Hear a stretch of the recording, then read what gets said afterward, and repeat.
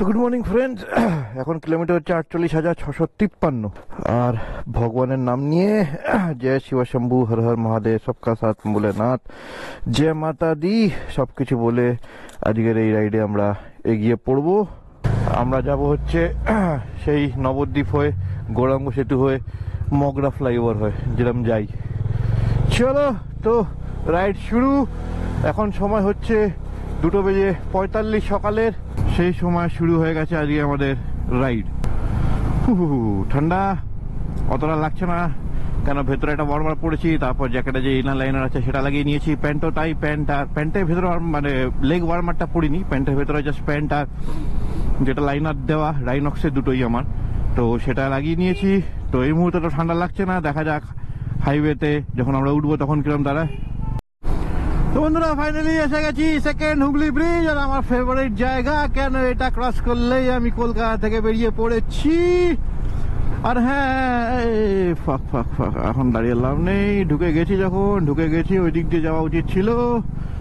এখানে মনে রাখবে তোমরা যদি রিসেন্টলি আসো, সেকেন্ড হুগলি ব্রিজে কাজ চলছে আর ওখানে ডাইভারশন আছে, ডাইভারশনটা নিয়ে নেবে, নাহলে ট্রাকের পিছন পিছন যেতে হবে। ওই ডান দিকে ডাইভারশনটা যেটাতে ওই ছোট গাড়িটা যাচ্ছে, ওই গাড়ির রাস্তাটা নিলে এই ট্রাকটা কম পেতাম। মজা তো কালকে থেকে শুরু হবে বন্ধুরা, কিন্তু কলকাতা থেকে শিলিগুড়ি কি অবস্থা এই মুহূর্তে, কেন এই সময় সবাই কিন্তু কলকাতার মানে শিলিগুড়ির দিকে যাচ্ছে, সিকিমের দিকে যাচ্ছে, দার্জিলিং এর দিকে যাচ্ছে, ডুয়ার্সের দিকে যাচ্ছে, নর্থ বেঙ্গলের দিকে যাচ্ছে। সো বন্ধুরা ফাইনালি পৌঁছে গেছি ওল্ড দিল্লি রোড। এখন ঘড়িতে সময় হচ্ছে 3:40 আর সুমন এখনো আসেনি। দেখি সুমন কখন আসে, সুমন আসলে সুমনকে নিয়ে এখান থেকে বেরোবো। তো বন্ধুরা ফাইনালি সুমন এসে গেছে আর আমরা বেরিয়ে পড়েছি আমাদের গন্তব্যের দিকে। আজকের গন্তব্য কলকাতা থেকে শিলিগুড়ি, ধরে নিয়েছি মগরার রাস্তা, মগরা 35, বৈদ্যবাটি 13, বর্ধমান 100 কিলোমিটার। বর্ধমানের দিকে যাবো না, আমরা মগরা ফ্লাইওভার হয়ে ওখান দিয়ে বাদিক সমুদ্রগড় হয়ে কৃষ্ণনগর NH-34 ধরতে এগিয়ে পড়বো। তো বন্ধুরা ফাইনালি আমরা পৌঁছে গেছি মগরা ব্রিজ, আর এই মগরা ব্রিজ থেকে আমরা নিয়ে নেবো লেফট সাইডে, কারণ ডান দিকে গেলে কল্যাণী হয়ে গেলে রানাঘাট ঘুরতে হবে। আমরা এখান দিয়ে বেরিয়ে যাবো সমুদ্রগড় হয়ে।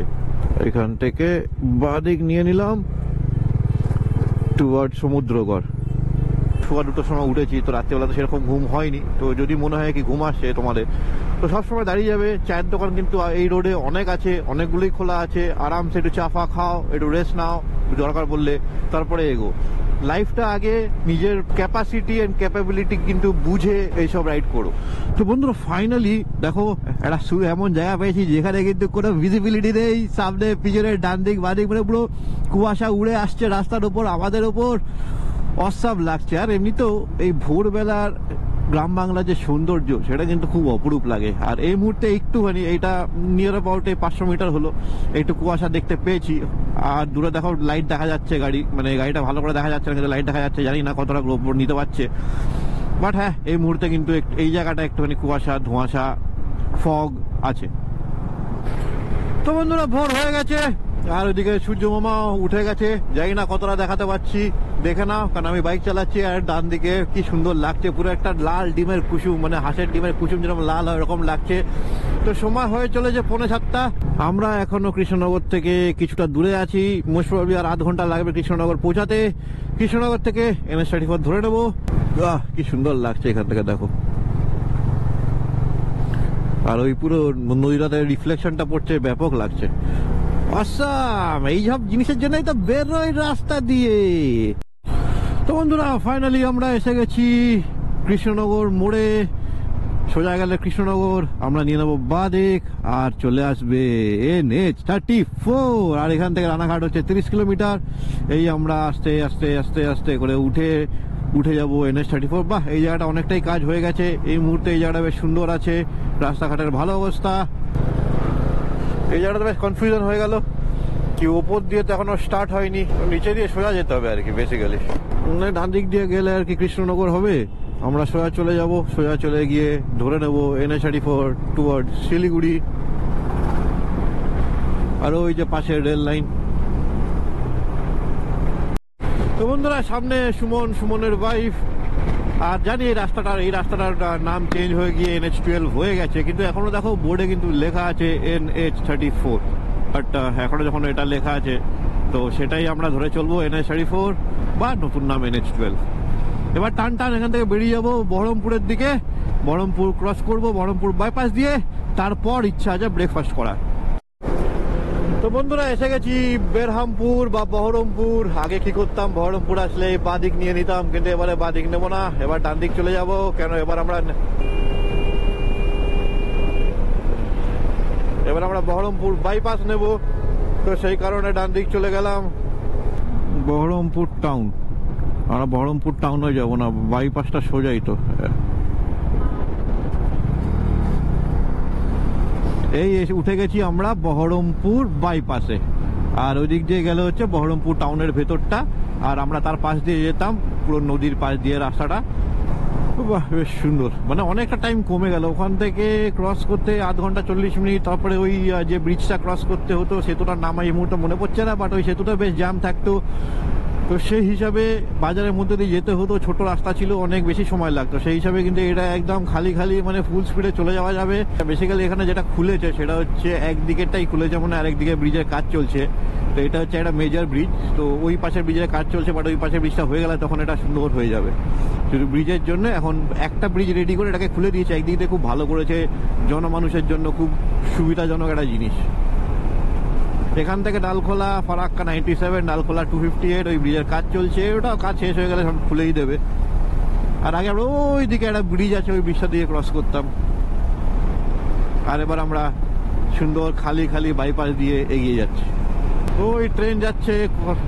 আর আচ্ছা, এটা হচ্ছে রেল ক্রসিংটা, মানে ও রাস্তা দিয়ে আসলে একটা রেল ক্রসিং পড়ে, সেখানেও কিন্তু বেশ অনেকক্ষণ লাইন দিতে হয়। তো সেই রেল ক্রসিংটা আমরা ওভারব্রিজ দিয়ে পার করে যাচ্ছি, সেটাতেও কোনো অসুবিধা হবে না। সেখানেও দাঁড়ানোর জায়গা নেই, সেখানেও সময় নষ্ট হওয়ার জায়গা নেই, সেখানে দেরি হওয়ার জায়গা নেই। আর বন্ধুরা ফাইনালি দেখো ওই রাস্তাটা এসে গেছি, আমরা মিশে গেছি। আগে দেখতাম এটা, ও যখন ওই দিক দিয়ে আসতাম, তো দৈর্ঘ্য মানে এটা লেন্থ মোটামুটি যা আমি হিসাব করে দেখলাম 6 থেকে 7 কিলোমিটার এটা পুরো। আর মোটামুটি 10 মিনিট লাগলো আমাদের ক্রস করতে। 10 মিনিট আমরা ক্রস করে এসেছি, আশা করি অসুবিধা হবে না। আর তোমরা যখন আসবে তোমরা ওই রাস্তাটাই ধরে নিও। শুধু এটাই মনে রাখো, আগে যেখান থেকে বাঁ দিক নিতাম নদীর পার, ওখান থেকে আরেকটু সোজা যেতে হবে, তারপরে অটোমেটিক যে বাঁ দিকে থাকবে হচ্ছে মেইন টাউনে ঢোকার রাস্তা, আর ডান দিকে হচ্ছে বাইপাসের রাস্তা। তো ডান দিকে রাস্তা দিয়ে চলে গেলে এই বাইপাসটা ধরে নিতে পারবে। আর এখানে এসে আমরা আবার মিলিত হলাম সেই NH34, যেটা আগেকার রাস্তা ছিল। চলো এরপর যেটা কাজ হচ্ছে, এগিয়ে গিয়ে আমাদের করতে হবে ব্রেকফাস্ট। সেই জায়গাটা খুঁজি, করব ব্রেকফাস্ট করে তারপরে আবার এগোবো আমাদের গন্তব্যের দিকে। জানি আজকে একটু ডিলে হয়ে গেছে, চেষ্টা তো করব সন্ধে হওয়ার আগে ঢোকার। দেখুন এখনো কিন্তু NH34ই লেখা, NH12 না। তো বন্ধুরা ভাবছি এখানটাই খেয়ে নি। এখানে আগেও 1-2 বার খেয়েছি আমরা, আগেরবার যখন সিকিম গেছিলাম তখন এখানেই খেয়েছিলাম, আর এবার যখন সিকিম যাচ্ছি তাহলে এখানে খাওয়াটাই বেটার হবে। তো এখানেই খেয়ে নি, রূপালী হোটেল অ্যান্ড ধাবা। ও 11টা বাজে, দেরি হয়ে গেছে ব্রেকফাস্ট করতে, কিন্তু ঠিক আছে, অসুবিধা নেই, এসে গেছি যখন করেই নেবো। তো বন্ধুরা আমি খাচ্ছি হচ্ছে রুটি আর মটর পনির আর অমলেট, আর ওরা খাচ্ছে হচ্ছে রুটি তরকা, আর তার সঙ্গে ওদের পোচ আসছে। তো চলো আগে খাবারটা এনজয় করি। গরম গরম আছে, দেখো বেশ ধোঁয়া বেরোচ্ছে এটা থেকে, রুটিটা গরম গরম ছিল। তো ব্রেকফাস্টটা করি, করে তোমাদের সঙ্গে কথা হবে। তো বন্ধুরা ফাইনালি আমরা রূপালী ধাবা থেকে ব্রেকফাস্ট করে বেরিয়ে পড়েছি আমাদের গন্তব্যের দিকে। সামনে আসতে চলেছে মোরগ্রাম কিছু দূর পর। আর আজকে কিন্তু রাস্তায় অনেক রাইডার দেখতে পাচ্ছি, গ্রুপ আছে, কেউ সোলো আছে, কেউ 2 জন আছে, কেউ 3 জন আছে, বাট অনেক লোকে যাচ্ছে আজকে। এটা কিন্তু একটা ভালো জিনিস দেখলাম। এই আমি ফুল ট্যাঙ্ক করলাম আবার, আর ঢুকলো 8 লিটার 20। আর আগের ফুল ট্যাঙ্ক আমি চালিয়েছি 265, মানে মোটামুটি আমি হিসাব করে দেখলাম 33 কিলোমিটার পার লিটার পেয়েছি আমি। 33 করে মাইলেজ পেয়েছি, মানে বিশাল ডমিনারে, সেটা আবার লং রুটে। ও সত্যি এরকম মাইলেজ যদি পেতাম সব জায়গায় তাহলে তো হয়েই যেত। তো ঠিক আছে চলো, ফুয়েল আপ ডান, এবারে গিয়ে পড়ি আবার আমাদের গন্তব্যের দিকে। তো বন্ধুরা ফাইনালি আমরা এসে গেছি সেই ইনফেমাস জায়গা মোরগ্রাম মোড়। আগে প্রথম দিকে 2019 সালে যখন এসেছিলাম তখন বর্ধমান, কুলি, কুটিসাঁকো হয়ে মোরগ্রাম এসেছিলাম এই রাস্তা দিয়ে, কিন্তু এখন আর ওই রাস্তা মানে এতটাই খারাপ করে রাস্তা আসা যায় না। তো তারপরে মোটামুটি 2021 থেকেই এই রাস্তায় আসা শুরু করে দিয়েছি, আর আজকে আবারও ক্রস করে নিলাম মোরগ্রাম। তো চলো মোরগ্রামে দাঁড়িয়ে তোমাদের এই জায়গাটা একটা সুন্দর করে ড্রোন শট দেখাই।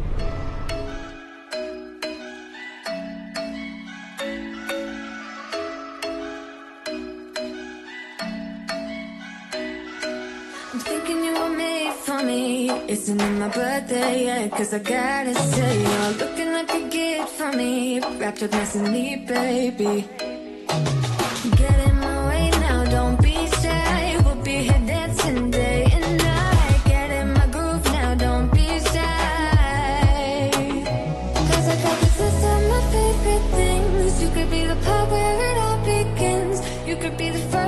second and the third, then the rest of it. You could be one of the things I love. Sunday morning breakfast with my bedroom door locked. I like everything that has a cherry on top. Get on my list of the things I love, love, love. You could be. তো বন্ধুরা, কেমন লাগলো এই ধোঁয়াশা ওয়েদারে drone shot এই মোরগ্রাম চত্বরে? আশা করি ভালো লেগেছে। যদি ভালো লেগে থাকে তো অবশ্যই এটা লাইক করো আর কমেন্ট করো। তো বন্ধুরা, এখন সময় হয়ে চলেছে 11:30, আর বাড়ি থেকে অলরেডি 313 কিলোমিটার চালানো হয়ে গেছে। সামনে আসছে আজকের দিনের 4 নম্বর toll plaza, Behrampur Farakka toll plaza, মানে বহরমপুর ফারাক্কা টোল প্লাজা। আর ওয়েদারটা কিন্তু বেশ, মাঝে মাঝে রোদ্দুর উঠেছিল, কিন্তু তারপরে আবার পুরো মেঘলা হয়ে গেল। তো নিয়ে নিলাম বাদিকে 2 হুইলার অ্যান্ড 3 হুইলারের লেনে। কেন ওয়েস্ট বেঙ্গলে এখনো পর্যন্ত বাইকের টোল লাগে না? ভরসা নেই, আবার কোন দিন লাগা শুরু হয়ে যেতে পারে, বাট এই মুহূর্তে তো লাগে না। তো নো চাপ, এগিয়ে যাব। এখানে কিছু রাইডার্সরা ওয়েট করছে হয়তো, বা ব্রেক নিচ্ছে, যেটা আমরা একটু আগে নিয়েছিলাম। ওটা তো চলতেই থাকবে, ব্রেক কিছু করার নেই, ব্রেক নিতেই হয় লং রাইডে। তো সব মিলিয়ে জুলেই এগোতে হয় আমাদের। চলো এগিয়ে পড়ি। সামনে দেখো বোর্ড, গুয়াহাটি, শিলিগুড়ি, ডালখোলা।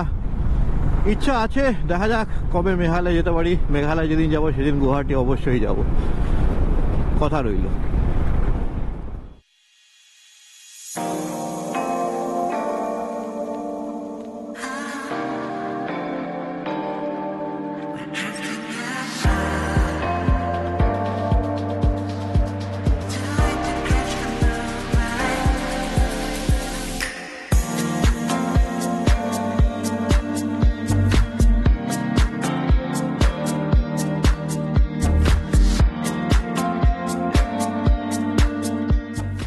তো দেখা যাক কখন আমরা পৌঁছাই মালদা, কেন সেই হিসাবে ভাববো লাঞ্চ করব কি করব না। আর এইসব রাস্তায় সিএসটিসি, এসবিএসটিসি, এনবিএসটিসি, এইসব এসটিসি বাসের থেকে একটু সাবধান। কোনো গ্যারেন্টি নেই কোন দিকে ঢুকিয়ে দেবে, কোন দিকে বের করবে। চলো ক্রস করা যাক আর দেখা যাক আজকে এখানে কিরম জ্যাম আছে। বাঁদিকে হচ্ছে মেন ব্যারেজ, বাঁদিকের যেগুলো দেখতে পাচ্ছেন ওপরে, ওখানেই হচ্ছে মেন লক গেটসগুলো। গেটসগুলো ওপেন হলে জল যায়, আসে, আর বন্ধ থাকলে আসে না। আর ওইদিকে ব্রিজের কাজটা কিন্তু এগোচ্ছে, বাট মোটামুটি আরো 2-3 বছর লাগবে, মানে অ্যাটলিস্ট 1 থেকে 2 বছর তো লাগবেই। আর সেই সাথে হালকা করে কিন্তু একটু রোদ দেখা দিয়েছে।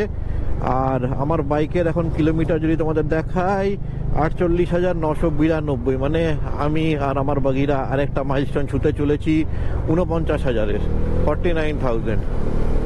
ঠান্ডা হয়তো লাগছে না, কেন এতটা প্রোটেকশন নিয়ে এসছি বলে, কিন্তু ঠান্ডা ঠান্ডা ভাব কিন্তু বেশ ভালোই আছে। আর এই ঠান্ডাটা ভাবে যে রাইড করার মজা, সেটা কিন্তু একটা অনবদ্য একটা অভিজ্ঞতা। এই ওয়েদারে রাইড না করলে বুঝবে না, সেটা বুঝতে গেলে এই ওয়েদারে রাইড করতে হবে। সামনে দেখতে পাচ্ছ এই জায়গাটা, এটা হচ্ছে জাস্ট ফারাক্কা ক্রস করে মালদা যাওয়ার রাস্তা, emergency helpline Farakka Raiganj highways লিমিটেডের। আশার প্রার্থনা করবো কি কারুর এই এমার্জেন্সি হেল্পলাইন না লাগুক, কিন্তু বিপদ আপদে নিশ্চয়ই কাজে আসতে পারে, স্ক্রিনশটটা নিয়ে রেখে দেবেন। তো ধরে নি বাদিক, ধরে এই পঞ্চম টোলকে ক্রস করে এগিয়ে যাই আমাদের পরবর্তী জেলা, যেটা আমরা আজকে ক্রস করব, সেটা হচ্ছে মালদা।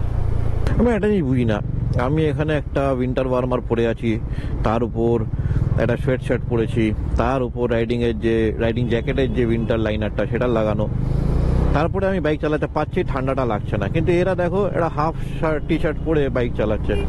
জানি না এদের ঠান্ডা লাগে না, না ঠান্ডা সয়ে গেছে বা কি, এটা বলে বোঝাতে পারবো না। ছাপড়ি হিসাবে আমি বলছি না, কিন্তু আমি জাস্ট বলছি ঠান্ডা হিসাবে। এই একটা টি শার্ট পরে আমি এত কিছু পরে আছি, মানে ওকে দেখে তো নিজের লজ্জা করছে, ভাই এত কিছু কেন পরে আছি। কিন্তু এরা হাফ টি শার্ট পরে কি সুন্দর চলছে, মানে ঠান্ডা হয়তো লাগে না বা সয়ে গেছে। একদিকে ভালো, এত কিছু বোঝা ক্যারি করতে হয় না, যেরকম আমাদের আজ এবারকার লাগেছে কিন্তু বোঝা দুটো জ্যাকেটের। ঠান্ডা জায়গায় যাচ্ছি, 0 ডিগ্রি জ্যাকেট নিয়েছি যদি লেগে যায়, কেন ঠান্ডাটা আমাদের বাঙালিদের একটু বেশি লাগে, কেন থাকি তো না অত ঠান্ডায়, এই জন্যে। তো এই মুহূর্তে আমরা আছি কালিয়া চকে, আর কালিয়া চকে অ্যাজ ইউজুয়াল একটু জ্যাম এখানে হয়। এই জ্যামটা এখানে চিরকালই আমি দেখেছি, কিছু সময় কম থাকে, কিছু সময় একটু বেশি থাকে। আর এক সময় 2019-এ যখন ফার্স্ট টাইম এসেছিলাম বিশাল বেশি ছিল, এখন অতটা বেশি নেই। বাট আশা করি সামনে একটা সিগন্যাল আছে, সেই কারণে সিগন্যালটা ক্রস করে গেলে হয়ে যাওয়া উচিত। চেষ্টা চলছে এগোনোর, দেখা যাক কত দূরে কখন এগোতে পারি। সবাই ডান দিক যাবে, বাস গাড়ি কেউ সাইড দেবে না, কেউ ডান দিক নেবে, ও ডান দিক নেবে, মানে সবাই আর কি ডান দিক নেওয়ার জন্য রেডি।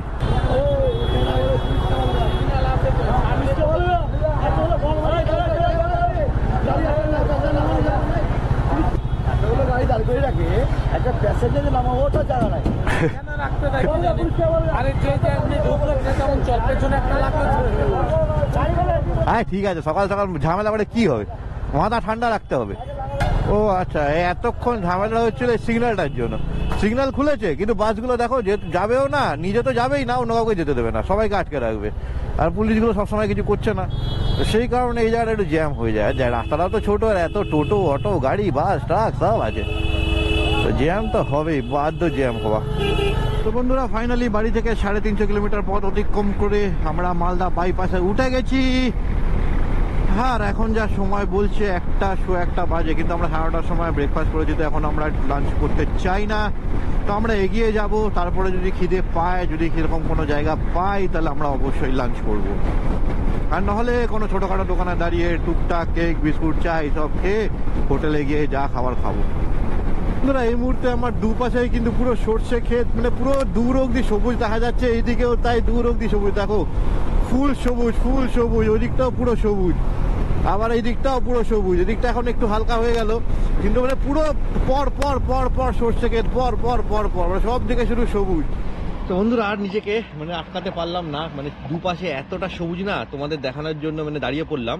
তো চলো এই সুন্দর জায়গাটা একটা সুন্দর একটা ড্রোন শট দেখো, আশা করি ভালো লাগবে।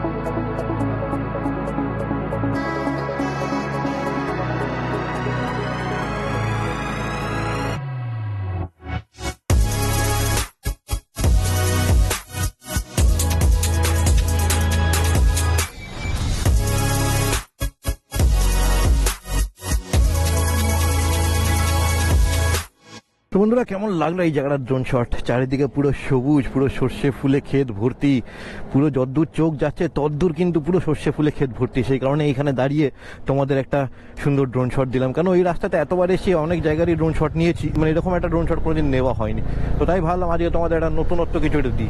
এই হচ্ছে রায়গঞ্জ বাইপাসটা, তো হচ্ছে আমার মনে হয় না এখনো হয়েছে, তো সেই নিচে দিয়ে যেতে হবে।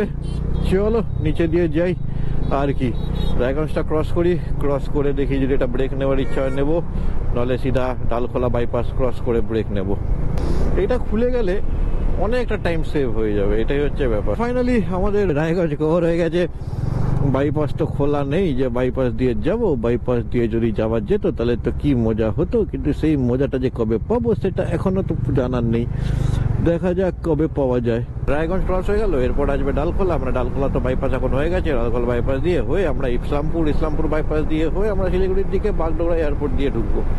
টোল প্লাজা সেটা তো লেখা নেই, কিন্তু আজকের দিনের 7 টোল প্লাজা। সুমন একটু এগিয়ে গেছে, চলো সুমনকে গিয়ে ধরি। তো দেখতে গেলে এখান থেকে ডালখোলা 37, শিলিগুড়ি 167, 167, মানে 200 কিলোমিটারের ভেতরে চলে এসছে, তার মানে খুব বেশি দূর নেই। আমরা ঠিক টাইম মতো ঢুকে যেতে পারবো আশা করি, মানে সন্ধে হওয়ার আগে বা আলো পড়ে যাওয়ার আগে, ওইটাই হচ্ছে টার্গেট, আর কিছু না। সেফলি অ্যান্ড সিকিউরলি পৌঁছানোটাও আর একটা টার্গেট, ওটাও যেন মাথায় থাকে, তো ওটাকে মাথায় রেখে এগোচ্ছি আমরা। এই মুহূর্তে আমরা রায়গঞ্জ ক্রস করে ডালখোলা রাস্তা দাঁড়িয়ে আছি, দাঁড়িয়ে একটু ব্রেক নিচ্ছি। মোটামুটি 2:30 বেজে গেছে, আর একটু ব্রেক নিচ্ছি, একটু ওয়াটার ব্রেক নিচ্ছি, একটুখানি বামকে ব্রেক দিচ্ছি, একটুখানি হাত পাটাকে ছড়িয়ে নিচ্ছি, কেন নলে এতক্ষণ ধরে চালাচ্ছি তো অসুবিধা হয়। তো এরপরে কিছুই না, এরপরে সোজা যেতে থাকবো, সোজা যাবো ইসলামপুর থেকে যেরকম শিলিগুড়ি যাওয়ার রাস্তা সেরকম করে শিলিগুড়ি যাবো। আর মাঝখানে দাঁড়িয়ে হয়তো টুকটাক কিছু খেয়ে নেবো, কেন আমরা লাঞ্চ করতে চাইছি না, কেন সকালবেলা যে ব্রেকফাস্টটা করেছিলাম ওটাকে একটু সবারই গাটা গুলিয়ে গেছিলো, কী তেলে রান্না বোঝা যায়নি, কিন্তু যাই হোক, তো তারপরে খাবার মানে লাঞ্চ করার ইচ্ছাটা যেটা আছে না ওটা চলে গেছে, তো সেই কারণে আমরা লাঞ্চ না করে সিরিয়াস হোটেলে যাবো, হোটেলে গিয়ে আমরা খাবার খাবো। তো চলো এই ব্রেক ট্রেক নিয়ে এগোবো। ওই যে সামনে বোর্ড দেখতে পাচ্ছ তোমরা, আসলে এই রাস্তাটা মোটামুটি এখন সবাই চিনে গেছে, এই জন্য বারবার না বলাই ভালো, বাট আমি বলে দিচ্ছি পূর্ণিয়া হচ্ছে বাদিকে 42 কিলোমিটার, কিষানগঞ্জ 28 কিলোমিটার, শিলিগুড়ি এখনো 127 কিলোমিটার অন দি রাইট।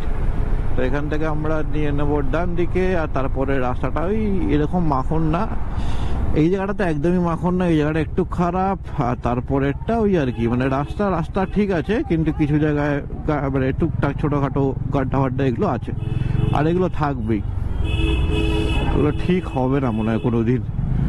কেন আমি এই বছর মার্চ এপ্রিল মে মাসে 3 মাসে এক একবার করে গেছিলাম, মানে টোটাল 3 বার অলরেডি গেছি, এটা দিয়ে 4th টাইম আমি যাচ্ছি এবছর, 2023-এর শেষ অবভিয়াসলি, সো 4 বারই হবে এই বছরে এই রুটে আমি যাচ্ছি। তো এই দিককার ইমপ্রুভমেন্ট আমি খুব একটা দেখিনি। আর এখন সূর্য মামা আমাদের পিছনে আস্তে আস্তে অস্ত যাওয়ার দিকে, কেন সময় হয়ে গেছে 3:40, 4:30টার মধ্যে তো মোটামুটি সূর্য মামা অস্ত চলে যাবে, না তারপরে আবার একটুখানি ঠান্ডা এসে যাবে। জানি না শিলিগুড়ির দিকে কতটা ঠান্ডা, দেখা যাক, গিয়ে বুঝতে পারবো কি কেমন ঠান্ডা লাগছে বা কি অবস্থা ঠান্ডার দিক দিয়ে।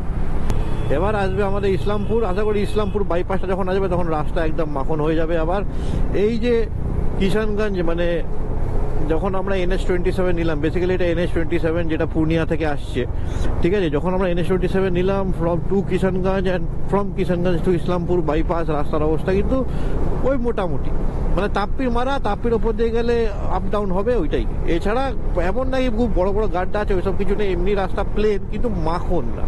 আবার সেই ইসলামপুর বাইপাসে গিয়ে রাস্তাটা মাখন হবে। তো বন্ধুরা ফাইনালি আমরা এসে গেছি ইসলামপুর বাইপাসের দিকে, ওই দিক দিয়ে গেলে ইসলামপুর, এদিক দিয়ে হচ্ছে বাইপাস, সিগন্যাল খুলে গেছে আর রাস্তাও এখান থেকে ফুল মাখন।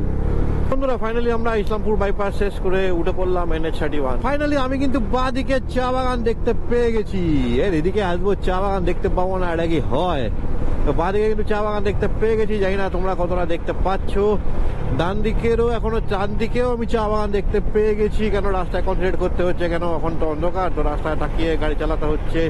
তো সত্যি বন্ধুরা আজকে এই শিলিগুড়ি শহরে ঢুকে আমার পুরো নাজেহাল হয়ে গেছে, কেন এত জ্যাম আমি শিলিগুড়ি শহরে আজ পর্যন্ত দেখিনি, মানে কি জ্যাম কি বলবো। অনেক কষ্টে এদিক সেদিক করে মোটামুটি এসে গেছি আমাদের যে হোটেলে বা যেখানে আজকে আমরা থাকবো সেই জায়গায়, শান্তির নিঃশ্বাস ফেললাম এটাকে দেখতে পেয়ে। ফাইনালি আমরা ঢুকে গেছি সচিত্রা হোটেলে। তো চলো আগে ব্যাগ ফ্যাগ গুলো আনবাইন্ড করি, গিয়ে রুমে যাই, রুমে গিয়ে তোমাদের সঙ্গে আবার কথা হচ্ছে। তো বন্ধুরা এই হচ্ছে আমাদের আজকে রাত্রের ডিনার। তো আমি বেশি কিছু অর্ডার করিনি, ভাত নিয়েছি, চিকেন নিয়েছি আর সালাদ নিয়েছি, আর টমেটোগুলো আলাদা করে রেখে দিয়েছি, ওর মধ্যে ভাত ছিল বেশি, তো ভাতগুলো প্লেটে নিয়ে নিয়েছি। আর সময় কিন্তু এখন ঘড়িতে 8:30, কিন্তু মানে যেটা হয় ভোর আর 2টোর সময় ঘুম থেকে উঠেছি, তারপরে এতটা জার্নি করে এসে তারপরে লাস্টে যা জ্যাম ছিল শিলিগুড়ি, সেই জ্যাম কাটিয়ে আসার পর না টায়ার্ড লাগছে, তো জাস্ট ডিনারটা করবো, ঘুমিয়ে পড়বো, আর আজকে ভিডিওটা এখানেই শেষ করবো। কালকে থেকেই কিন্তু শুরু হবে পাহাড়ে ওঠার পর্ব। তো ভালো থেকো, নিজের প্রিয়জন আর পরিবারকেও ভালো রেখো, সেই কথায় আমি দিচ্ছি তোমাদের থেকে বিদায়। জয় হিন্দ।